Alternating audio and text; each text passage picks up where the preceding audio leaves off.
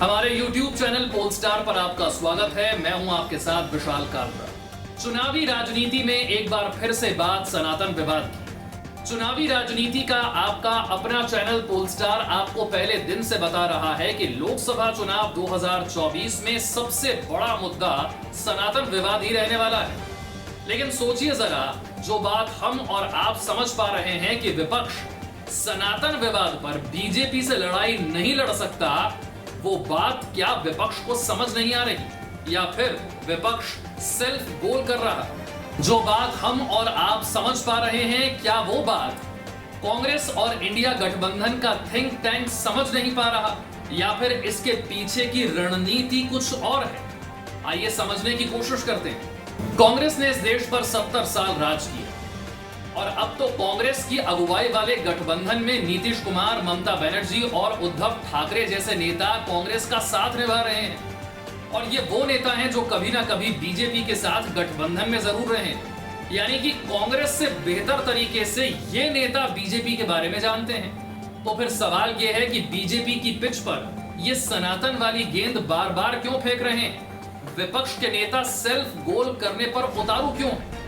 इसके सीधे सीधे 2-3 जवाब हैं। पहला, या तो इंडिया गठबंधन के पास 24 के चुनाव के लिए कोई ठोस रणनीति नहीं है, न ठोस नेतृत्व है। यहाँ किसी की बात कोई सुन नहीं रहा, जिसको जो मन में आया वो बोल देता है। तमिलनाडु के सीएम स्टालिन के बेटे उदयनिधि के बयान से सनातन का विवाद शुरू हुआ तो ए राजा और कांग्रेस अध्यक्ष मल्लिकार्जुन खड़गे के बेटे प्रियांक ने इसमें तड़का लगाया। दक्षिण भारत से उठी इस आग में घी डालने का काम कर रहे हैं उत्तर भारत के नेता।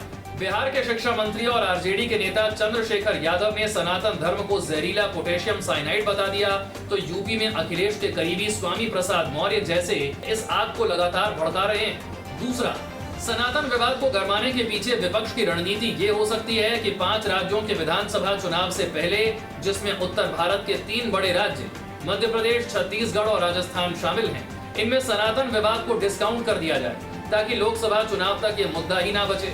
लेकिन बीजेपी की आक्रामक प्रचार टीम और खुद प्रधानमंत्री के मोर्चा संभाल लेने के बाद विपक्ष को इसमें कामयाबी मिलने की गुंजाइश कम है, क्योंकि प्रधानमंत्री मोदी अकेले दम पर इस मुद्दे को लोकसभा चुनाव तक ले जाने में सक्षम है। तीसरा, सनातन विवाद को हवा देने के पीछे विपक्ष के थिंक टैंक का बड़ा तर्क हो सकता है हिंदुस्तानी अवाम की इंटेलिजेंसिया टेस्टिंग। बात 1992 की।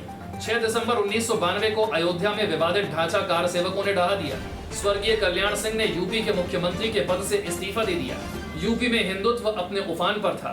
हर तरफ जय श्री राम के नारे गूंज रहे थे। ऐसा लग रहा था कि विधानसभा चुनाव में बीजेपी की बम्पर जीत होगी। कल्याण सिंह को दोबारा सत्ता में आने से कोई रोक नहीं सकता, क्योंकि कल्याण सिंह अयोध्या कांड के बीच हीरो बन चुके थे। उन्होंने केंद्र सरकार और सुप्रीम कोर्ट में हलफनामा देने के बावजूद विवादित ढांचा तोड़ने से रोका नहीं था। उन्होंने तत्कालीन गृह मंत्री शंकर राव चौहान से बातचीत में ये कबूल भी किया था, जिसमें जांच आयोग की सिफारिश पर कल्याण सिंह को बाद में 1 दिन की सांकेतिक सजा भी हुई थी। 1992 के बाद यूपी में विधानसभा चुनाव हुए और एक अजूबा हो गया। समाजवादी पार्टी और बहुजन समाज पार्टी का गठबंधन हो गया। नतीजा ये हुआ कि विपक्ष के गठबंधन ने बीजेपी को बुरी तरह से हरा दिया। उस समय यूपी में ये नारा खूब गूंजा था, मिले मुलायम काशीराम, हवा में उड़ गए जय श्री राम। ये नारा भगवान राम के खिलाफ नहीं था, बल्कि उस बीजेपी के लिए था जो जय श्री राम के नारे के सहारे सत्ता में लौटना चाहती थी। कांग्रेस और विपक्ष का इंडिया गठबंधन जिस भी रणनीति के तहत सनातन के विवाद को उछाल रहा हो, लेकिन उन्हें ये नहीं भूलना चाहिए कि 1992 में केंद्र में पीवी नरसिम्हा राव की सरकार भी थी। वो भी तरह तरह के खेल करने के लिए मशहूर थी। 1992 के बाद से गंगा जमुना में बहुत पानी बह गया और अब ये बीजेपी 1992 वाली बीजेपी नहीं है। मोदी और अमित शाह की अगुवाई वाली बीजेपी से किसी भी रणनीति को लेकर टकराना विपक्ष के लिए टेढ़ी खीर साबित हो सकता है।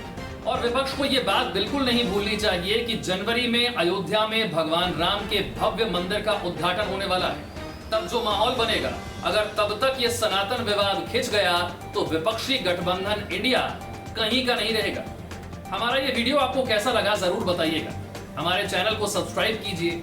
वीडियो को लाइक करेंगे तो हमारा हौसला बढ़ेगा।